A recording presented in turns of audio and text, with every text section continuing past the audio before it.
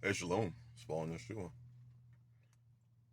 I don't know if you noticed, but people today do not put in effort for anything really good. The Bible says, um, for there are those that are wise to do evil, but to do good they can't find it. There are those that are wise in being wicked, but when it comes to doing good, they don't know how to find that out. And I noticed that when people put in effort, they put in effort for negative things. In fact, if you put in effort for positive things, people oftentimes have terms for you. Like I've heard women be called thirsty because they are putting in an effort to join a man's house that they really, really want to be with. They look at him and they say, man, I would love to be part of his household. I would love to be part of what he's doing. That'd be awesome. And they start putting in the effort, and other women will come out and say, you're thirsty or you're a pick me. I've seen men who are fighting for their marriage, want their marriage to work, and are putting in effort, and they're called weak and simps. I've seen men run the church rather than putting in the effort to study the Bible themselves and to have a relationship with the Most High Yah themselves and to keep His commandments themselves. They go to church and they allow somebody else to put in effort. Their effort is only to get to church. They put in all this effort to get to church to have somebody else read the Bible to them. Like it's a night story. Night. I think it's sad. I've seen men, especially in this culture today, men who will fight for their marriage and they're called abusive because they're putting forth an effort, or they're called narcissistic, or their wife will go and listen to somebody else and tell her, and her girlfriend will tell her, and he's just using you. Huh? What do you mean following your show up? For instance, husband and wife are having difficulties in their marriage. They have a discussion, okay? uh, uh, those that don't know, I don't strive to be politically correct, but I do strive to be biblically correct. So you may hear things on this channel that you're like, how could he talk about that and serve Yah? Easy. Watch.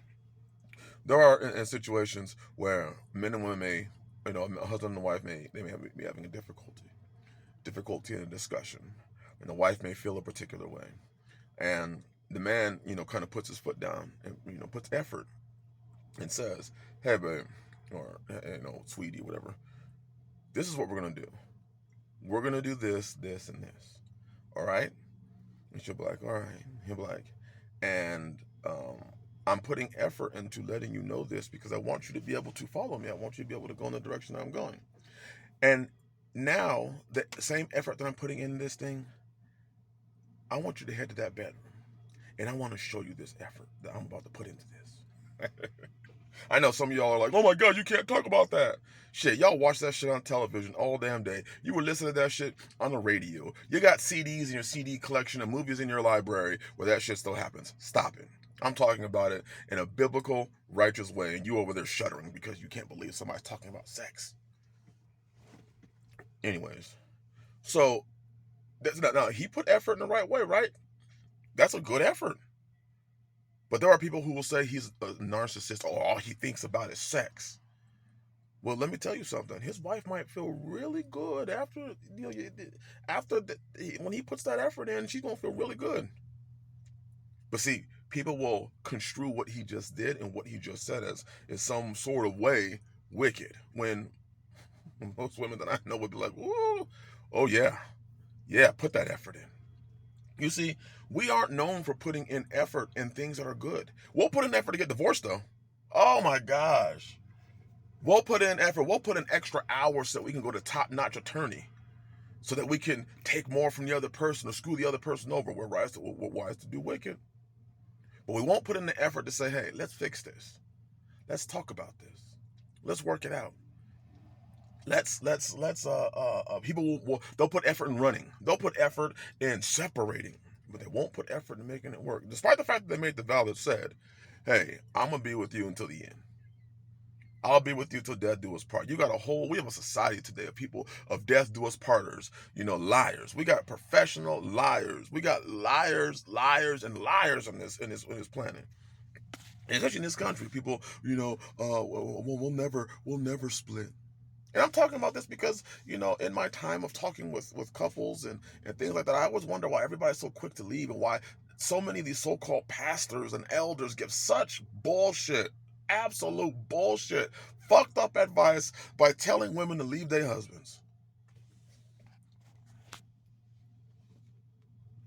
Telling women, oh, yeah, that's right, you need to hold him accountable. Nah, some of these brothers just need some men to hold them accountable. That's it. That's it. They need some brothers to hold them accountable. To let them know, hey, bro, you tripping. That's your wife. Get your shit together, bro. Hey, bro, get your shit together. I've had brothers in my life, and I thank y'all for it that told me that. Hey, brother, you love her. You married her. Get your shit together. Yeah, hey, she wrong. You gotta handle that. You know you gotta handle that, but you gotta handle you. See, we don't put effort in the things that are right. We don't put effort in having a relationship with y'all. We put effort in somebody else's effort in their relationship with y'all, so that he can preach us the word. We want to build their house. We want to make their house, their lives as lavish and easy as possible, so they can preach us the word. Instead of putting effort in your own life.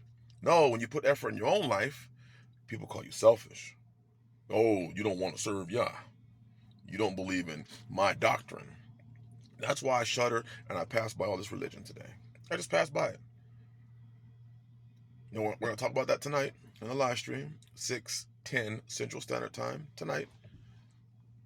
Because people are not putting in the effort on their own lives and themselves and their families and the things that are right. They're putting effort in everything else that's wrong, or they're putting no effort, which is the next biggest problem. Is people who just put no effort in anything. They're lazy, they're apathetic, they're passive. They just sit around. They do the bare minimum all the time and expect a maximum result. To me, when you go to church and sit in the pew, you lazy. You are lazy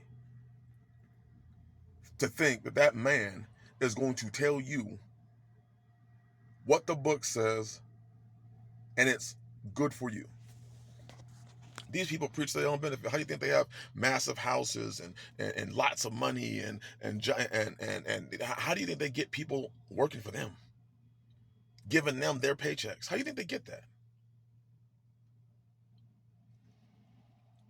You're lazy. You need to read the book. You need to stop thinking that Yah is only in between Genesis and Revelation. You do know there were many other people that walked the earth during the time that the books that we see and the stories that we see. You do know there's more people on earth than that, right? And they were serving Yah. You do know that we only are getting a glimpse. But it's so sad that people we confine the Alpha, the Omega, the beginning and the end. The omnipotent, the omnipresent, the everything. We contain him in between Genesis and Revelation. And a couple of examples that we see in the Bible. Because in reality, we're seeing a small, and I mean a tiny snippet of who Yah is, truly. The book says that there's not even there. In order for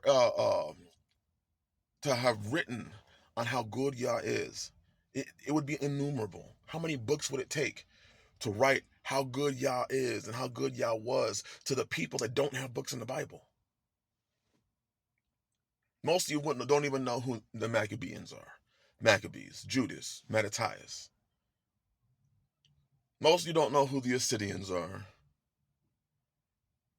Most of you don't know who these people are. You don't know.